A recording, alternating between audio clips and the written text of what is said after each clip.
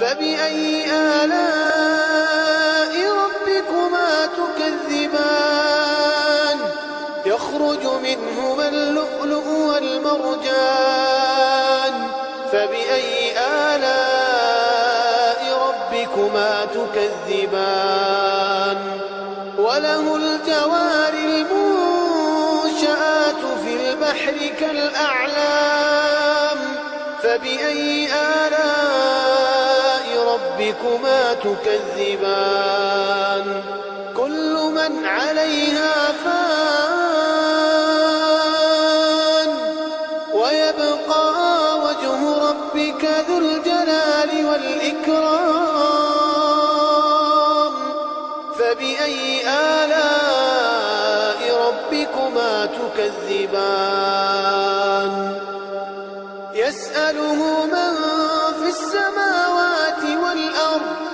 كل يوم هو في شأن فبأي آلاء ربكما تكذبان سنفرغ لكم أيها الثقلان فبأي آلاء ربكما تكذبان يا معشر الجن والإنس إن استطعتم أن تنفذوا من أقطار السماوات والأرض فانفذوا لا تنفذون إلا بسلطان فبأي آلاء ربكما تكذبان يرسل عليكما شواظ من نار ونحاس فلا تنتصران فبأي آلاء ربكما تكذبان فإذا انشقت السماء فكانت وردة كالدهان فبأي آلاء ربكما تكذبان فيومئذ لا يسأل عن ذنبه إنس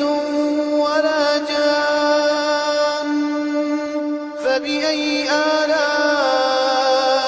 ربكما تكذبان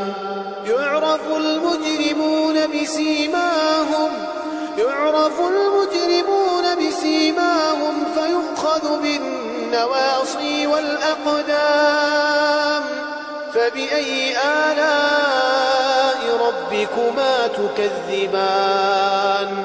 هذه جهنم التي يكذب بها المجرمون